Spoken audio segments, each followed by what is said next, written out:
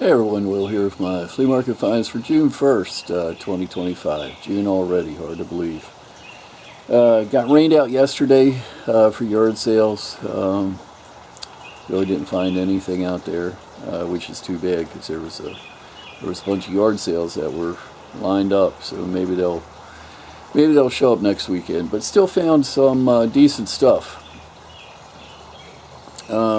But not a whole lot, but let me show you what I got. First up, take a look at the mid-century modern wall clock in the shape of a guitar. That's pretty cool looking. Made by Sessions. I asked the guy if it worked. He said he didn't know. He said it's been hanging on his wall for 50 years. I'm going to assume that's a no, but it's still cool looking, even if it doesn't work. Not worth a ton of money. I'll probably put like 100 or 120 on the thing. If it works, maybe a little more. Got some tools for myself. That was $6 for everything. Nice little pair of pliers. Elvis tickets. Elvis ticket stubs, I should say. From 76, 74, 77. It's probably, I don't know when exactly he died, May of 77. That's probably right around the time he died. I have to look that up, but only $5 for the whole frame. I don't know what they're bringing. That probably not a ton of money, but we'll see how those go. A little bit of jewelry. I love the wristwatch. I love the automatic winders. This is Universal. Never heard of them, so not exactly a great name, but I love the fact that it's a automatic winding watch. The entire lot of jewelry here was $80, not counting the chain. We'll talk about that separate. But $80 for everything here. Got the wristwatch, got the lighter. It's pretty neat. It flips up, exposes the wick, and then you spark it. So, made by Clark. That's about a $50 lighter right there. Dick Tracy Detective Club. Pretty neat. Really good shape. I've seen them. They get pretty worn. There was a kids giveaway, so probably get about $50 for that. Ring is unmarked, but I love the stone. You probably can't see it very well, but we got a nice green with matrix and a little bit of blue in there. That's a cool stone. Little locket, bracelet, sterling bracelet, little gentleman's pocket knife, sterling handles, some sterling turquoise earrings, sterling stick pins, more sterling turquoise earrings. The chain is 14 karat gold, little box chain. Scrap value it was like 4.4 grams of 14K. It came out to like 270, somewhere around there. Scrap value, we got it. My wife wanted it for herself, so that was 240 right there. So got it below scrap, which is pretty good. People were pretty happy. They still got like 90% of scrap. So and it's in great shape, no kinks or anything. That's what sold it. Love the Lazy Susan. Very 1970s, 1960s. Love that orange color. Made by California Pottery. Paid $15 for that. I'm going to put like 100, 120 on it. That it just screams 1970 to me. You know, Brady Bunch, that sort of thing. Somebody's going to love that thing.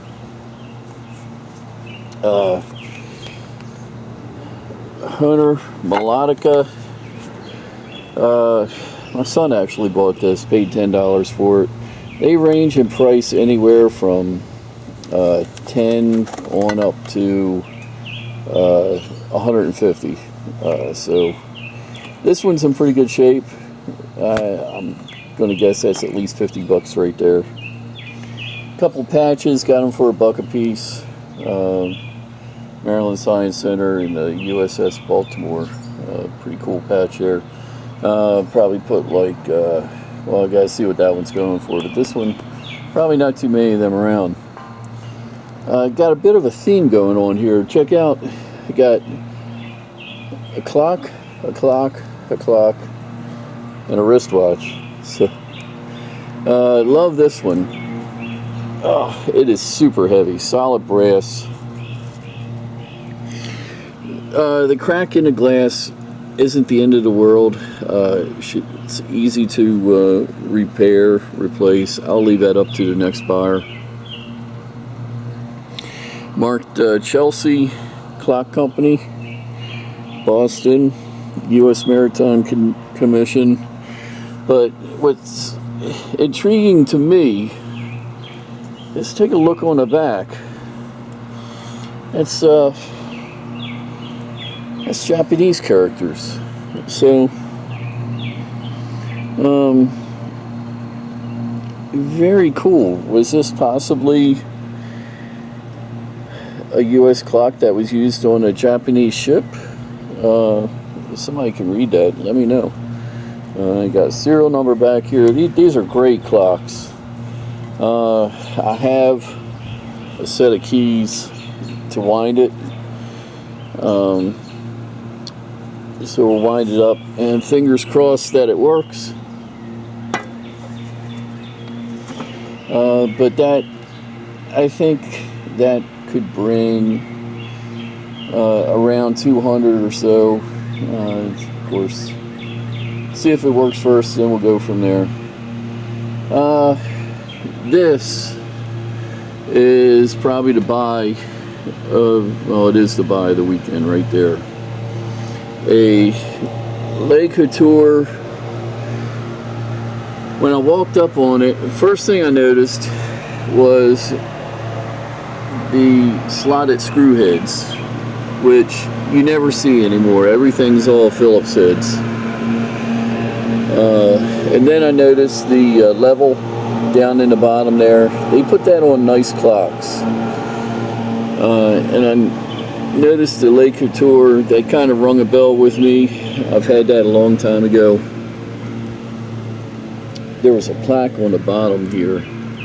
It was probably a retirement gift for somebody. But take a look. These are completed auctions. And it's a little blurry, isn't it? There it is. So this one went for $3,000 with the box and paperwork and mint condition. So a far cry from the one I have right here. However, you look, I mean, here's one that sold for $2,400, one for $2,000, one for $1,800. And they keep going down from there, depending on condition and if they're running. So I'm not really sure what that's worth. I don't think it's worth over $1,000 given the condition, but I got to figure out how to see if it's running first and then go from there. But great buy. Got it for 40 bucks. And I got a 10. This was filled with wheel weights actually, so I took the wheel weights out and threw them in with my wheel weight collection, and I'm going to put that down to Airbnb. Got a little shelf in the kitchen, that'll look good on. Nice colors. Love the liquor bottle with little cork stopper. It's got to be from 50s, I would say. Marked Japan. It's marked Poison on the bottom. Got the Grim Reaper with his sickle side. Pretty cool. And the skull shot glasses. That was $10. Got some eyeglasses. These are nothing special. Paid like $5 for them. They're slip-ons. The Ray-Bans, haven't looked them up. They're in good shape. They were $5 on them. Got a Sears lantern. Paid $50 for this. Would have felt better getting it for $40, but this one, if it was perfect condition, I could probably get about $2.50 for this. But you got a little bit of paint loss there, some scratches on the decal, so probably take it down to about $1.50 or so. Got a whole pile of military stuff. Guys, like, my renter just took off on me and left a bunch of stuff. He owes me 2 months rent, so I'm selling the stuff. He's like, give me $20 for the whole lot of military stuff. So got a first aid kit, got a jungle first aid kit, which is pretty neat. It's even got the packing slip in it. My neighbor has a very loud lawnmower. Got a map case, not World War II unfortunately, but it should bring about $15. The jungle first aid kit should bring about $20-25. You got some oddball stuff in here, a little bit of everything. These things are pretty common. So we've got some gloves. So $20 for everything, couldn't turn it down. Got some tannerite, which always kind of amazes me that this stuff is legal. 2-part explosive, mix them together, and you have to shoot it to make it go off. But it's got a pretty good shelf life as long as you keep it dry. That was $10, and an entire box of 22 ammo. I haven't counted it up, but it must be like 3,000 rounds or more of 22 ammo. The Federal box of 325 rounds. Midway sells this for like $31 a box. We got 1, 2, 3, 4 boxes right there. So that's $124 right there. Then you got the rest of it. There's Winchester silver tips, segmenting hollow point. Never knew they made silver tips for 22 ammo. Got some subsonics, so I really don't need 22 ammo. I got so much 22 ammo. Just don't shoot it, but it was too good of a deal to pass up. $75 for everything. So store it away. I probably would be tempted to sell some of this if I ever had a yard sale or something. There we go. First things first, the clock's going to get listed. Do some research on that. See what happens with that, and eventually everything's going to get listed. So beautiful day, good day for taking pictures outside.